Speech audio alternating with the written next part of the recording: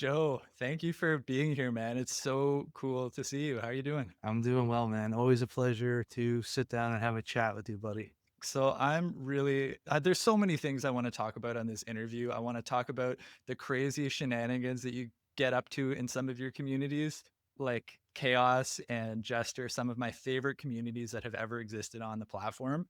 But before we get into talking about that stuff, you just shut down two communities recently and started a different one. Why did you do that? Yeah, so the two communities I shut down were centered around software testing, which is in tech. It's kind of like the yin to the yang of software development. So we have people who specialize in building, then there's people that specialize in testing, and it's really two different mindsets.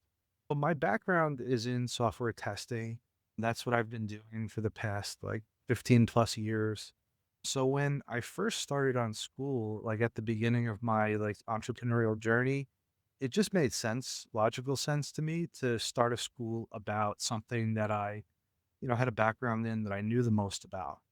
Right. Um, but what I've come to realize is that I've never really been all that passionate about software testing. The way that I got into the industry initially was I met a friend in college who got me an interview at the company he was working at, and it just so happened to be a software testing role. I got the role, and then I kind of just stuck with it for all Mm. this time, and I was good enough at it that I could survive in the industry, but it was never really something that I like loved, right? And so I'm still working as a software tester in my day job, but the thought of me doing that all day and then coming home on nights and weekends and putting in that time to be successful, it was just very draining. And I started to burn out and it just wasn't fun anymore, like for me. So I've just been kind of working on figuring out like what my true passions are. And I think I've come to the conclusion of that, which is developing my own software for people to help them on school or with their business, whatever it may be.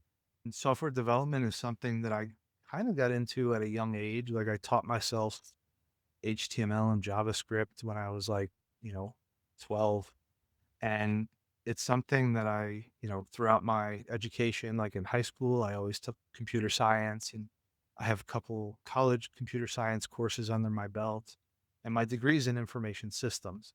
So I was Mm. always into it. And then I just so happened to get a job in software testing.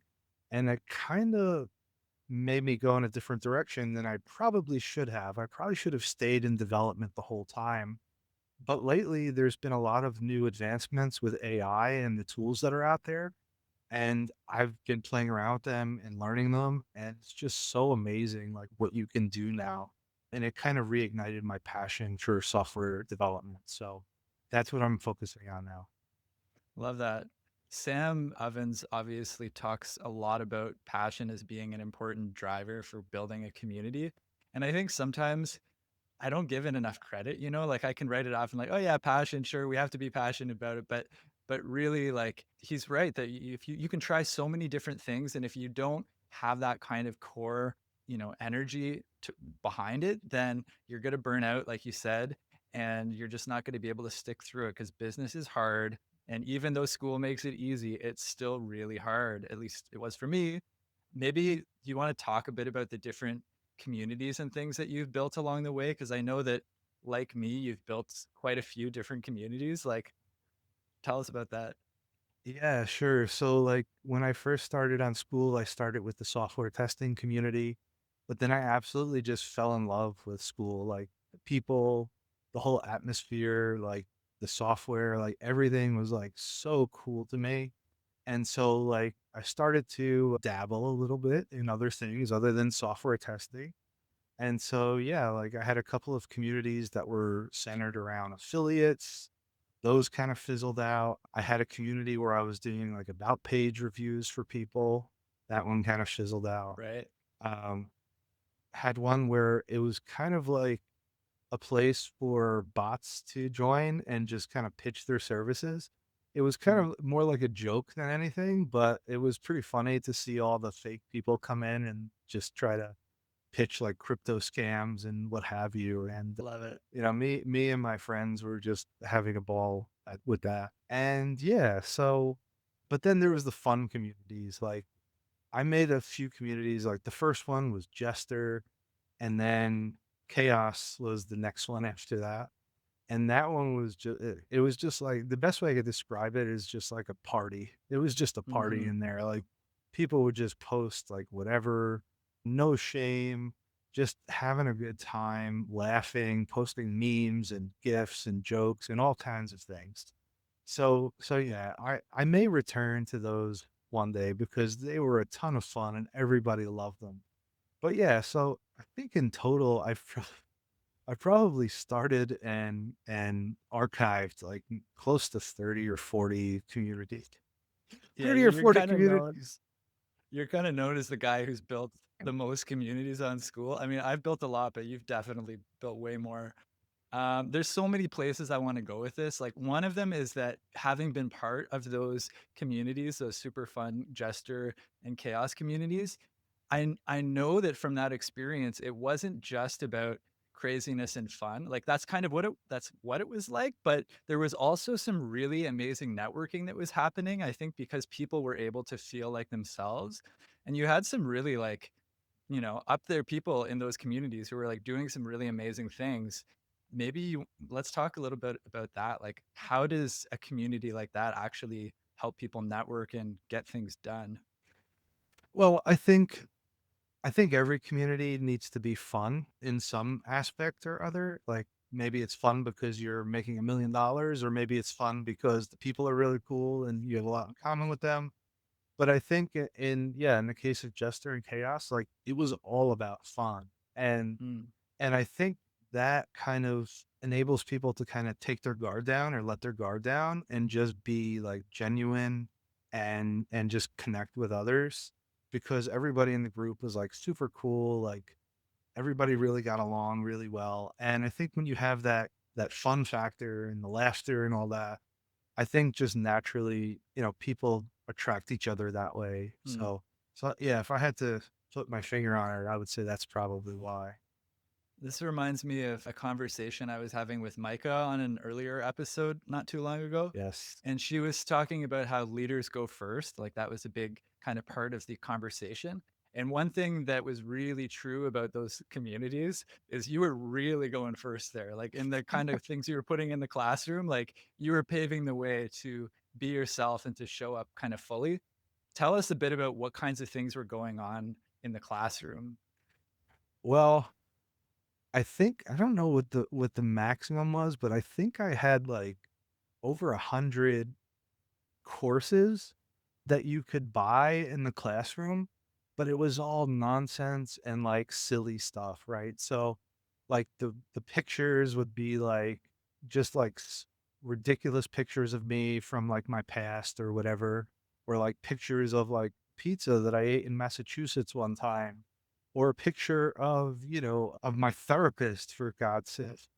God's sakes. So I had all these classrooms and then you can buy them and it would be things like, "Oh, you can have a phone call with my parents. I'll rename one of my kids." I think it was $999. I Right. mean, nobody bought most of the stuff, but I think it was a lot of fun, like, just to see it there. I think one of my favorite ones was when you bought admin rights to the group for 5 Mm. minutes, and then you just went hog wild and did a whole bunch of, like, crazy and fun stuff. That was one of my favorite memories from those groups. That was crazy to see some of those things that you had available, like kicking people out for $5 or whatever it was. Like you can kick people out, you can get immunity. One of the things that I think that I learned from that was that you could really use the classroom in super creative ways. And I think that this is something that's really underutilized on the platform. Like people don't understand how far you can push the technology yet. And I think that's part of what you were doing in Jester and in Chaos was really testing the boundaries of like what you could sell in a classroom and like just like and how it related to other features on the platform, you know, like being able to give somebody admin rights. Like, who knew that you could buy rights to admins for a community for 10 minutes or whatever, right? Yeah, absolutely. Yeah. I mean, I think that's my software testing background coming into Mhm. play.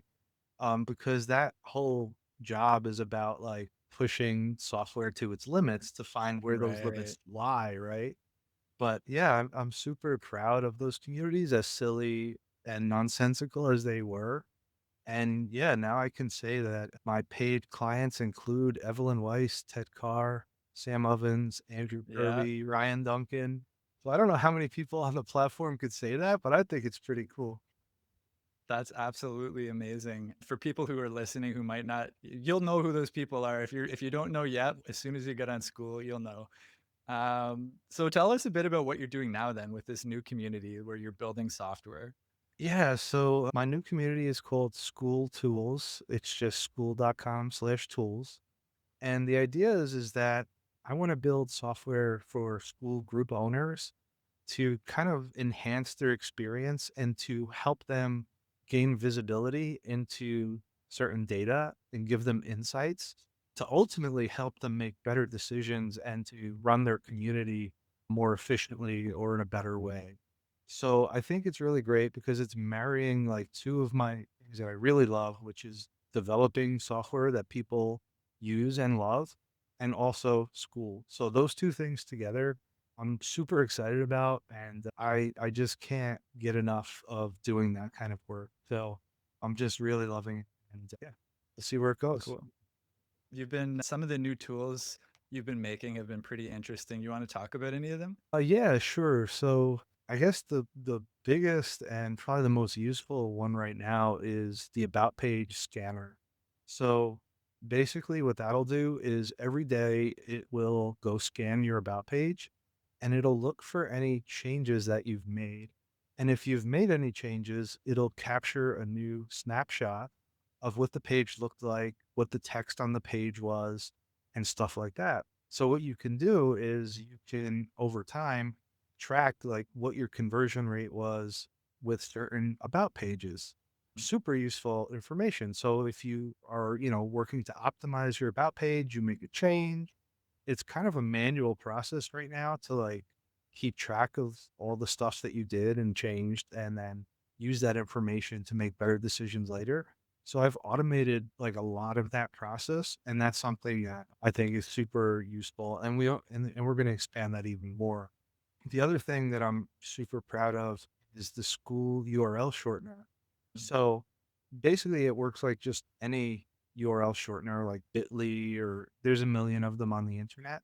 But this one's really focused on school because a lot of times the URLs that get generated from school, whether they be affiliate links or links to classrooms or to posts, they end up being like pretty long. So if you're trying to post that link anywhere, like in an Instagram profile or in a LinkedIn post or whatever it may be, it's kind of unsightly, to be quite honest. So basically what this URL shortener does is it'll take whatever link you want and it'll shorten it. And then instead of going to school.com/, blah, blah, blah, blah, blah, instead you could just go to school.click/ whatever the short URL ends up being.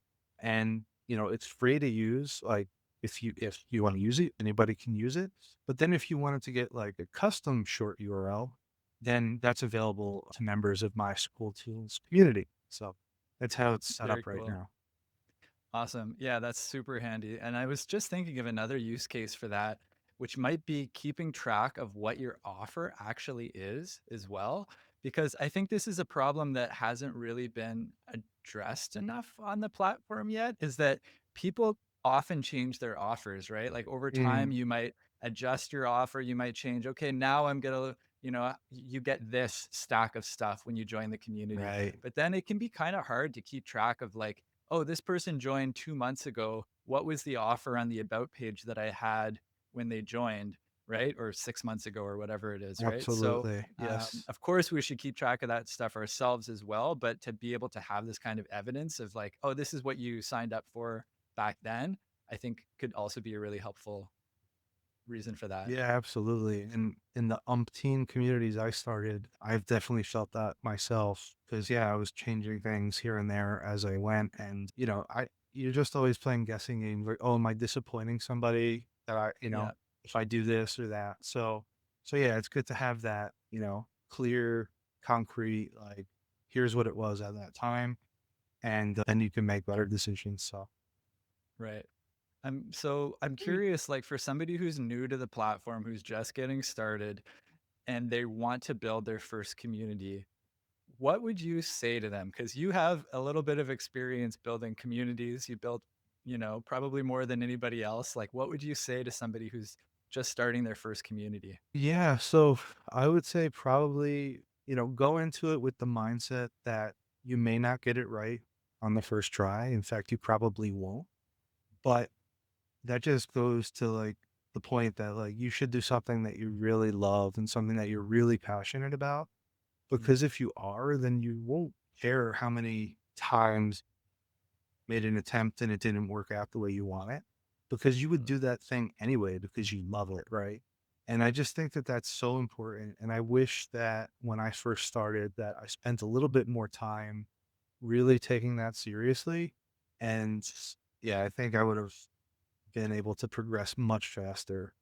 And yeah, it's okay not to get it right on the first try. I mean, the more iterations you do, the more reps you get, the better it's gonna be. And then the other thing is, talk to your people, talk to the people in your community, talk to people who are your ideal avatar or ideal member, and ask them what they talk to them and try to figure out what their problems are, what they really need help with, instead of just trying to be like, oh, I'm going to create this course and this is what people are going to need and want, and then try to sell them that, but it may not actually be what they really need. It's just what you think they need.